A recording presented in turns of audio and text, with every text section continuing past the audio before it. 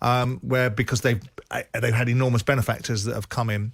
And of course, in the 99 situation, you've got the stardust of other people around it, like Beckham and people like that. They're all part of folklore. And then you've got the manner in which they won that Champions League final, because they do it with 2 goals in the last 2 minutes of a game, which they were dead and buried in, or perceived to be dead and buried in. Yeah. And then you've got the other side of the argument, which is that people don't admire certain aspects of Manchester City's performance off the field.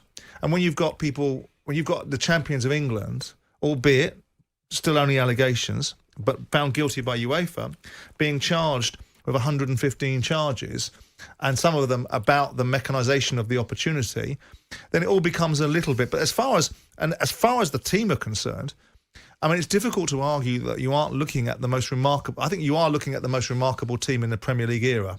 Not in English football, but in the Premier League era, because Liverpool will lay claim to the teams of the 70s and 80s that can make that similar sort of claim.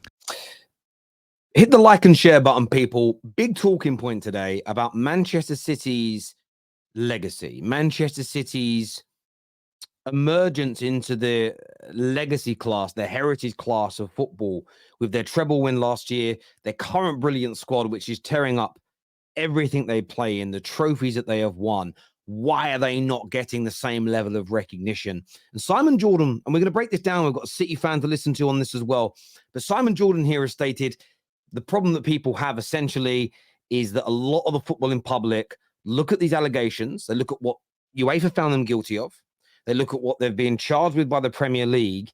And maybe, just maybe, it's a little bit hard to separate what you see on the field of play, even though we know it's brilliant, and how it was potentially put together. Is that a fair statement from Simon Jordan? Let me know in the comments section below. Let's take a little bit more of a look at what was said here. Apart.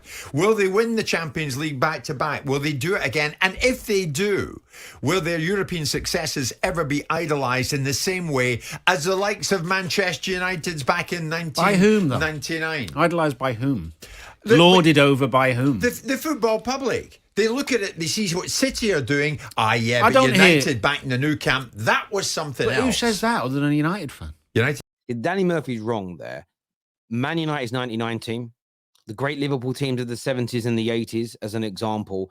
These teams are the great Barcelona teams, the great Real Madrid teams, have got worldwide recognition. They are idolized by the world over. Players from those teams are loved by fans of rival teams. That's just a fact, in my opinion.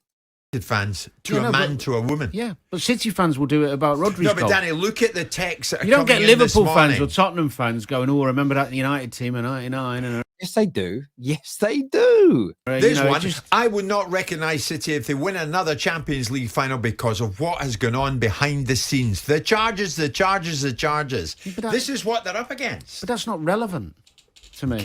See, Danny Murphy's wrong here. Of course it's relevant. It's 110% relevant. Now, they may be innocent. They may have done nothing wrong.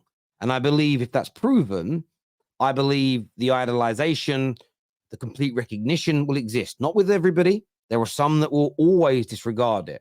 But I think the footballing world holds back to a certain degree because there's this big elephant in the room. For Danny Murphy to sit there and say it's irrelevant is crazy to me. Okay, I think it's totally irrelevant. I think it's totally irrelevant. All the powerhouses of English football over time who've been successful have spent loads of money. But what we're talking, oh my God, this is not about. Forget the what I'll say. This, the City fans listening, put aside all the jealous people that don't like you spending money. You won't find a video where I've called you a checkbook club, Pepper checkbook manager. You're only good because you spent money. Danny Murphy, for an intelligent man, has got this so wrong. People are not concerned per se with the money. It's how they have generated the ability to spend that money to build the foundation, which has now created one of the greatest teams in English football history.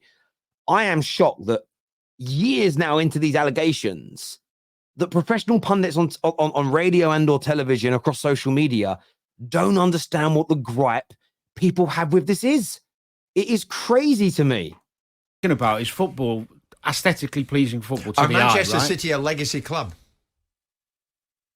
There you go. That very reaction. Like, in fairness, he's right. That reaction does show.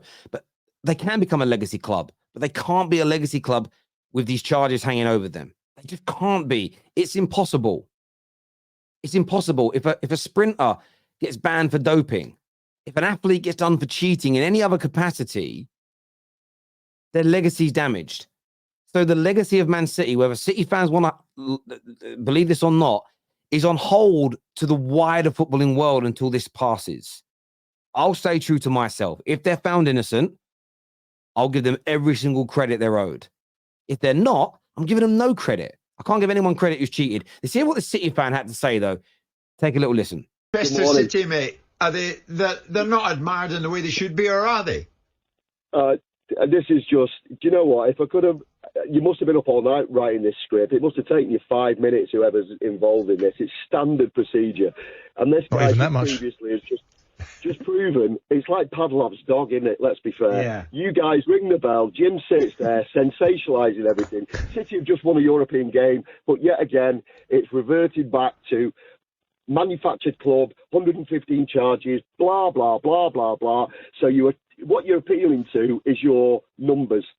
You're appealing to your masses. Jay, that's not... So City fan here essentially saying, bringing up the charges, talking about it being a manufactured club because it's been built upon money being injected into the club through against the rules, and he's appealing to the masses. Me saying that, this is the reaction that's coming in.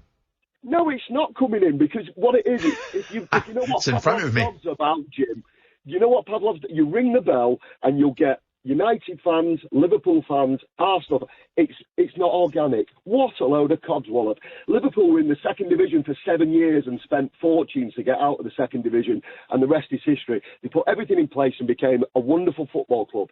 But it came from a base of buying 2 players, unheard of at the time, and spending the equivalent of 30, 40 million. So let's pretend that all these clubs come from this organic back. It's a load of rubbish. So again, let me just stop the City fan here. What he's first talking about here is irrelevant to what football fans have an issue with. Them spending money isn't the concern. It's how they got the money that is an issue.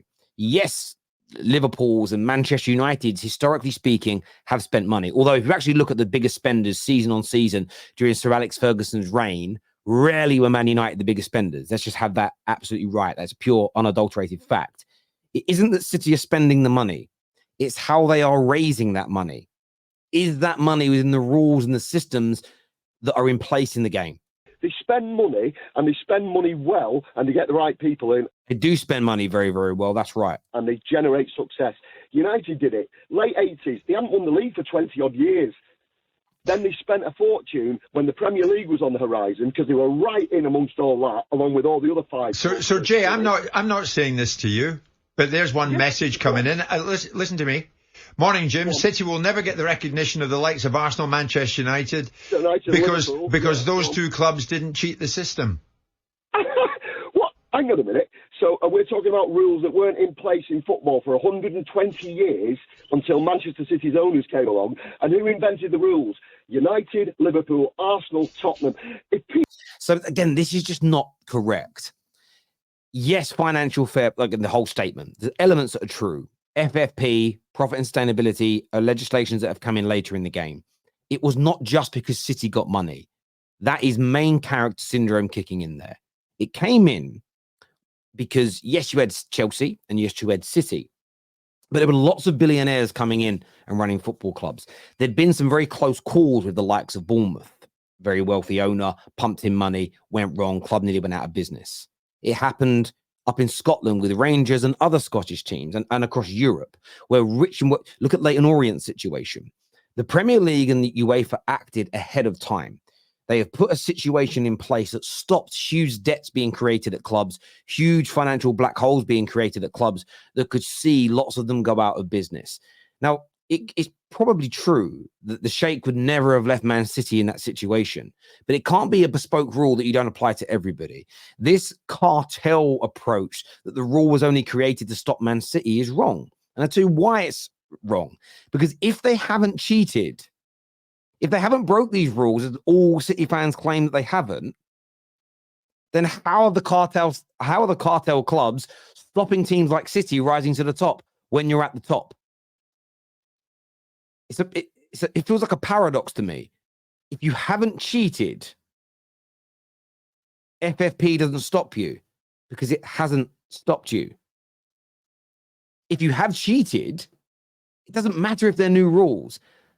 All the teams in the Premier League, the majority, agreed to these rules, not just the big clubs. You agreed to play under those rules. You can't then moan if your team cheats and breaks them just because you personally didn't want them. That isn't how law or rules work. People can't see what's right in front of them. I'm not saying City are innocent or City are guilty until we're here. They were disproven under the CAS arbitration, but everybody still says they're guilty. And no matter what happens, people within the mainstream media who are red-centric will always push this agenda, no matter what City do. It's great to hear Danny actually say something about the football, because that's what it's about. But with respect, Jay, everybody does say something about the football. And what happens with you, Manchester City? Yes, they do, Jay, because we've all just said it. No, but you're caveating it. I heard you say the word guilty about Europe. But there has to be a caveat. This is the problem with what this man's saying. He has said, I don't know whether we're innocent or guilty. So if you as a City fan are admitting that you don't know whether they're innocent or guilty, how can there not be a caveat in the conversation? It's always going to exist. It is always going to be there until it's proven. Now, he's right. There are some that will never let it go. But there are lots of fans of Liverpool and City without any evidence, no accusations, no charges ever being laid, that claim Fergie paid refs. That hasn't gone away. It's just going to happen. That's football. But of course, there's going to be a caveat until this situation is resolved. And the fact that himself, this City fan, I don't know if we're innocent or guilty. If you don't know, how do you expect fans to just focus on your football? Because I think a lot of fans want to focus on your football, but it's hard to if what it's been built upon is a sham. And this, for me, is just another moment. And I know the title of this video is probably going to trigger people, and you may not have got to this stage of the video. That's on you. Don't blame me. It's on you.